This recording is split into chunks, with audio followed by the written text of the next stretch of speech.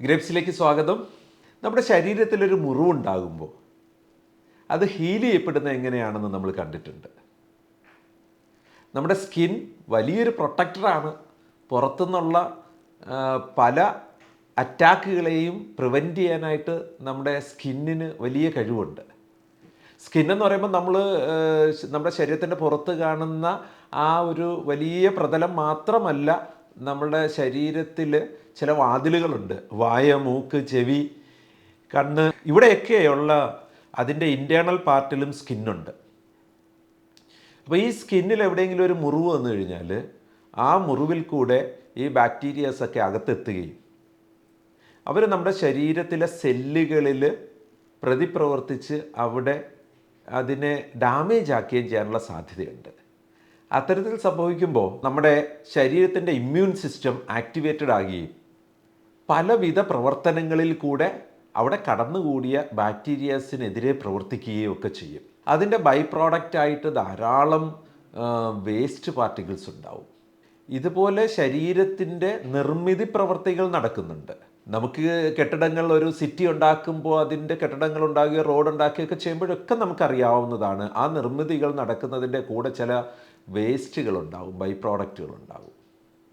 ഇതെല്ലാം തന്നെ അവിടുന്ന് റിമൂവ് ചെയ്താൽ മാത്രമാണ് ആ സ്ഥലം നല്ലതായി നടത്തിക്കൊണ്ടുപോകാൻ കഴിയുന്നത്. ഇതുപോലെ നമ്മുടെ ശരീരത്തിൽ നടക്കുന്ന ഒരുപാട് പ്രവർത്തനങ്ങളിൽ നിന്നുണ്ടാകുന്ന ബൈ പ്രോഡക്റ്റുകൾ, ഇപ്പോൾ ജിമ്മിലൊക്കെ പോയി രാവിലെ കാര്യമായിട്ട് എക്സസൈസ് ചെയ്ത് മസിൽസൊക്കെ നമ്മൾ ബിൽഡ് ചെയ്യുന്നുണ്ടാവും.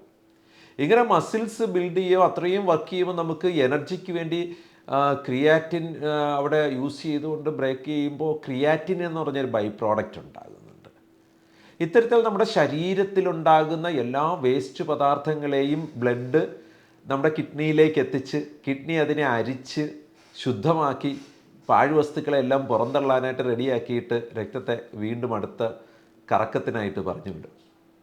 അങ്ങനെ ശരീരത്തിൻ്റെ ഏറ്റവും വലിയ ശുദ്ധീകരണശാലയായ കിഡ്നി നമ്മുടെ ഇന്നത്തെ ആധുനിക ജീവിതശൈലി മൂലം ഒരുപാട് ഓവർലോഡ് വർക്ക് ചെയ്യുന്നുണ്ട്. നമ്മൾ ശരീരത്തിന് സുസ്ഥിരമായത് എന്താണെന്ന്, ആവശ്യമുള്ളത് എന്താണെന്ന് മനസ്സിലാക്കാതെ കഴിക്കുന്ന പല ഭക്ഷണങ്ങളും, പല മരുന്നുകളും, അതിൻ്റെ നീഡുണ്ടോ എന്ന് നോക്കാതെ കഴിക്കുന്ന പല മരുന്നുകളും നമ്മുടെ ശരീരത്തിൽ വളരെയധികം വേസ്റ്റ് പ്രോഡക്റ്റുകളെ ക്രിയേറ്റ് ചെയ്യാൻ കാരണമായി മാറുന്നുണ്ട്. ഇത്തരത്തിൽ കിഡ്നി അമിതമായി പ്രവർത്തിക്കുമ്പോൾ അത് ഡാമേജ് ആകും. ചില ആശുപത്രികളിൽ ചികിത്സയുടെ പാർട്ടായിട്ട് തന്നെ ചില മരുന്നുകൾ ഇഞ്ചെക്റ്റ് ചെയ്യുമ്പോഴും മറ്റുമൊക്കെ സഡനായിട്ട് കിഡ്നിയുടെ പ്രവർത്തനത്തെ നിർത്തിവെക്കാൻ ശരീരം നിർബന്ധിതമാകും. അത്രയ്ക്ക് ഡാമേജ് കൂടുതൽ അവിടെ വർക്ക് ചെയ്ത കിഡ്നി പൂർണ്ണമായും നശിച്ചു പോകാനുള്ള സാധ്യതയുണ്ടാവും. അപ്പോൾ നെഫ്രോൺസ് കുറച്ച് ഡാമേജ് ആകുന്നത് കാണുമ്പോൾ തന്നെ കിഡ്നി ഒരു പ്രൊട്ടക്റ്റീവ് മോഡിലേക്ക് മാറിയേക്കാം, സേഫ് മോഡ് എന്ന് പറഞ്ഞതിലേക്ക്. അല്ലാതെ തന്നെ കാലങ്ങളായി ഓവർലോഡ് ചെയ്ത് ആവശ്യമില്ലാത്ത കമ്പോണൻസ് അവിടെ എത്തിയിട്ട് കിഡ്നിയുടെ വലിയൊരു ഭാഗം ഡാമേജ് ആയിട്ട് കഷ്ടപ്പെട്ട് വർക്ക് ചെയ്യുന്നുണ്ടാവും. ഈ രീതിയിലൊക്കെ എത്തുമ്പോഴാണ് ഡയാലിസിസ് സ്റ്റാർട്ട് ചെയ്യുക. അത് അക്യൂട്ട് കിഡ്നി ഇഞ്ചറി ആണെങ്കിലും ക്രോണിക് കിഡ്നി ഡിസീസ് ആണെങ്കിലും ചിലപ്പോൾ ടെമ്പററി ഡയാലിസിസിലേക്ക് പോയേക്കാം, ചിലപ്പോൾ കണ്ടിന്യൂ ചെയ്ത് പോകുന്ന ഒരു കിഡ്നി ട്രാൻസ്പ്ലാന്റേഷൻ വരെ പോയേക്കാവുന്ന ഒരു ഡയാലിസിസ് നടന്നേക്കാം അവിടെ. ഇത്തരത്തിലുള്ള ഡയാലിസിസ് നടക്കുന്നവരുടെ എണ്ണം പണ്ട് കാലങ്ങളിൽ കുറവായിരുന്നു. എന്നാൽ ഇന്ന് ഈ അസുഖങ്ങൾ വരുമ്പോൾ കിഡ്നി ഡാമേജ് ആണോ അല്ലയോ എന്ന് തിരിച്ചറിയുന്നതിനുള്ള സംവിധാനങ്ങൾ വളരെയധികം ലഭ്യമായതുകൊണ്ടും ഡയാലിസിസ് സെൻറ്ററുകൾ വളരെ കൂടുതലായതുകൊണ്ടും ഇന്ന് ഡയാലിസിസ് ചെയ്ത് കിഡ്നിയുടെ പ്രവർത്തനത്തെ സബ്സ്റ്റിറ്റ്യൂട്ട് ചെയ്യുന്ന ഒരു പ്രൊസീജിയർ വളരെയധികം പ്രചാരം നേടിയിട്ടുണ്ട്. അത്തരത്തിൽ ചെയ്യുമ്പോൾ ആ ഡയാലിസിസിൻ്റെ ഇൻബിറ്റ്വീനുള്ള വൈറ്റൽസുകൾ നിരന്തരമായി മോണിറ്റർ ചെയ്യുകയും ആ പേഷ്യൻ്റ് ഒരു ഡേഞ്ചറിലേക്ക് പോകുന്നില്ല. കാരണം വെച്ചാൽ ബ്ലഡിൻ്റെ ഫ്ലോ നമ്മളൊരു മെഷീൻ ഉപയോഗിച്ചിട്ട് കൺട്രോൾ ചെയ്യുക. നമ്മുടെ ഹാർട്ടിന് ഒരു ഫെയിലർ ഉണ്ടാവാനുള്ള സാധ്യത കൂടുതലാണ്. കാരണം ഹാർട്ടിൻ്റെ സ്വാഭാവികമായ ബ്ലഡ് പമ്പിങ് സംവിധാനത്തെ ഡിസ്റ്റർബ് ചെയ്യാൻ ഉള്ള കഴിവ് ഈ ഒരു പമ്പിങ്ങിനുണ്ട്. സോ അത്തരത്തിൽ സംഭവിച്ചാൽ അയാളുടെ ജീവൻ തന്നെ അപകടത്തിലായേക്കാം. അത് കാരണം തന്നെ അവിടെ ഉണ്ടാകുന്ന ഓരോ കുഞ്ഞു വേരിയേഷൻസും വളരെ ഇമ്പോർട്ടൻ്റ് ആണ്. വർഷങ്ങൾക്ക് മുമ്പ് തന്നെ ഇന്ത്യയിൽ ആദ്യമായി ഡയാലിസിസിന് വേണ്ടി ഒരു സമ്പൂർണ്ണ സോഫ്റ്റ്വെയർ ഗ്രേപ്സിൽ നിന്നാണ് വന്നത്. വളരെയധികം പേര് അതിൻ്റെ ചുവട് പറ്റിയെന്ന് ഡയാലിസിസിന് സോഫ്റ്റ്വെയർ ഉണ്ടാക്കിയിട്ടുണ്ട്. പക്ഷെ അപ്പോഴൊക്കെ ഇതൊരു കമ്പ്യൂട്ടറിൽ പ്രവർത്തിക്കുന്ന സോഫ്റ്റ്വെയർ ആയിരുന്നു. ആ ഒരു വൈറ്റൽ വേരിയേഷൻസ് കമ്പ്യൂട്ടറിൻ്റെ അടുത്ത് വന്ന് വേണം എൻട്രി ചെയ്യാനായിട്ട്.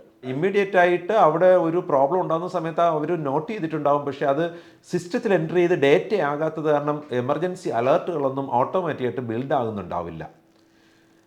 ഓരോ ഡയാലിസിസിൻ്റെയും ആ ഡേഞ്ചർ സിനാരിയോയെ ഒഫീഷ്യലി റീകാൽക്കുലേറ്റ് ചെയ്യുന്നുള്ള സൗകര്യവും കുറവാണ്. അതുകൊണ്ടാണ് നമ്മൾ ഓൺ മൂവിൽ ടാബ്ലറ്റ് പി സിയിലോ മൊബൈലിലോ ഇലക്ട്രോണിക് വാച്ചിലോ ഒക്കെ നമുക്ക് ഈ ഡേറ്റ പുള്ള് ചെയ്യപ്പെടണം, ഓട്ടോമേറ്റ് ചെയ്യപ്പെടണം എന്നുള്ള ചിന്തയിൽ ഡയലോഗ് എന്ന് പറഞ്ഞ് നമ്മളുടെ ഡയാലിസിസ് അസിസ്റ്റൻറ്റ് സോഫ്റ്റ്വെയർ റിലീസ് ചെയ്തിട്ടുള്ളത്. അത് പ്ലേ സ്റ്റോറിലോ ആപ്പ് സ്റ്റോറിലോ അവൈലബിൾ ആണ്. ഒരു ഡയാലിസിസ് തുടങ്ങുന്നതിന് മുമ്പ് കൊടുക്കേണ്ട എല്ലാ ഇൻഫർമേഷൻസും അവിടെ കൊടുക്കുന്നതിനുള്ള സംവിധാനമുണ്ട്. ഇൻ ബിറ്റ്വീൻ ഡയാലിസിസിൽ എത്ര ഫ്രീക്വൻ്റായിട്ട് നമ്മൾ ആ പേഷ്യൻസിൻ്റെ വേരിയേഷൻസ് മോണിറ്റർ ചെയ്യണമെന്ന് നമുക്ക് പ്രീസെറ്റ് ചെയ്ത് വെക്കാൻ പറ്റും. അത്തരത്തിൽ പ്രീസെറ്റ് ചെയ്യപ്പെട്ട ഓരോ സമയത്തും സിസ്റ്റം തന്നെ നമുക്ക് അലേർട്ട് തരും. അത് നമ്മുടെ മൊബൈലാണെങ്കിലും കമ്പ്യൂട്ടർ ആണെങ്കിലും അലേർട്ട് തരും. അത്തരത്തിൽ ആ അലേർട്ട് കിട്ടുമ്പോൾ നമുക്ക് കൃത്യമായി അത് മോണിറ്റർ ചെയ്യാൻ പറ്റും. ഇൻ്റഗ്രേറ്റഡ് സിസ്റ്റം ആണെങ്കിൽ ഓട്ടോമേറ്റഡ് ആയിട്ടത് സംഭവിക്കുന്നുണ്ടാവും. ആ ഡയാലിസിസ് കഴിയുമ്പോൾ ഒരു ഫിനിഷിംഗ് ഡേറ്റാസ് ഉണ്ട്, അത് നമുക്ക് കൊടുക്കാൻ പറ്റും. ഇമ്മീഡിയറ്റ് ആയിട്ട് തന്നെ ആ പേഷ്യൻറ്റിൻ്റെ സ്റ്റാറ്റസ് ഇവാലുവേഷൻസ് സയൻറ്റിഫിക്കലി അവിടെ കാൽക്കുലേറ്റ് ചെയ്യപ്പെടുന്നത് കൊണ്ട് തന്നെ ആ പേഷ്യൻ്റ് ഒരു ഡേഞ്ചർ സിറ്റുവേഷൻ അല്ല എന്ന് നമുക്ക് ഉറപ്പുവരുത്താൻ പറ്റും.